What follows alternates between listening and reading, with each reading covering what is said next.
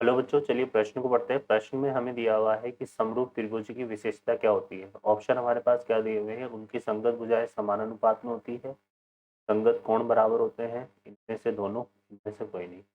हल करते हैं बच्चों प्रश्न को, तो समझ लेते हैं। यहाँ पर देखो, इसके लिए जो मुख्य अवधारणा रहेगी वो क्या रहेगी। मुख्य अवधारणा,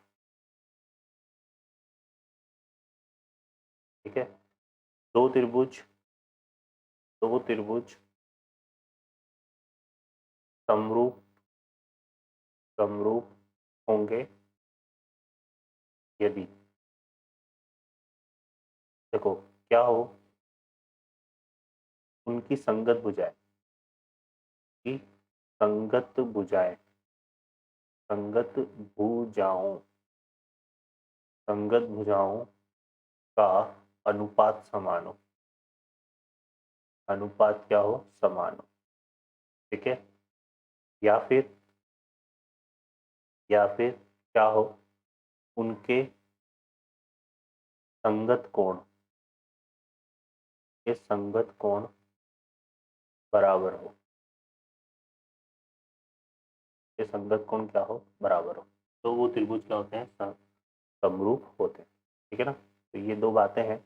अब यहाँ पर अगर हम देखें तो हमें जो प्रश्न दिया हुआ है उसमें समरूप त्रिभुज की क्या क्या विशेषता होनी चाहिए।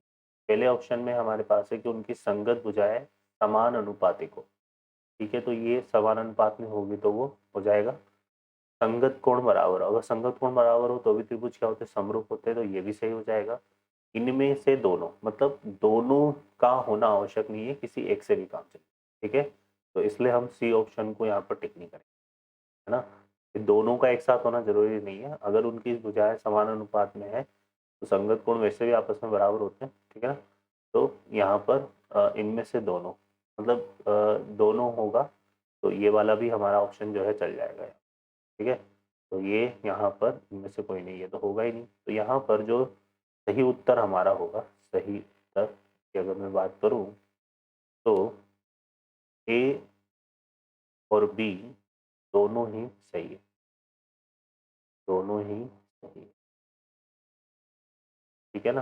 तो इसके अनुसार जो है, प्रश्न के अनुसार देखें तो जो करेक्ट ऑप्शन होगा वो सी ऑप्शन होगा। ओके बच्चों, आशा करता हूँ हल समझ में आया होगा। Best of luck, thank you.